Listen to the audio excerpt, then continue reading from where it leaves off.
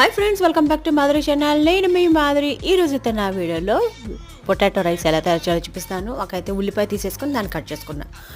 అలాగే ఒక 7 వెల్లుల్లి రెబ్బలు, 1 స్పూన్ జీలకర్ర, 1 స్పూన్ ధనియాలు, కొంచెం చింతపండు, పసుపు, అలాగే ఉప్పు, కొంచెం కారం మన స్పైసీకి తగ్గట్టుగా వేసేసుకోవాలి.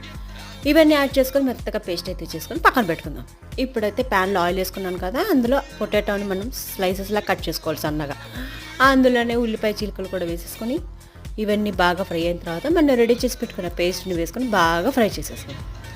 ఇవన్నీ ఫ్రై అయ్యి బాగా మిక్స్ అయిపోయిన తర్వాత ఆల్రెడీ ఉడకబెట్టుకొని ఉంచుకున్న అన్నంని దీంట్లో మిక్స్ చేసేసుకోవడమే అండి. ఇంతే అండి, చాలా అంటే చాలా ఈజీగా లంచ్ బాక్స్ ఒక స్పెషల్ అయితే పొటాటో రైస్ అయితే రెడీ అయిపోయింది. ఈ వీడియో మీకు నచ్చిందా? నా వీడియో నచ్చితే నా ఛానల్ని లైక్ చేయండి, షేర్ చేయండి, సబ్స్క్రైబ్ చేయండి. Thank you for watching.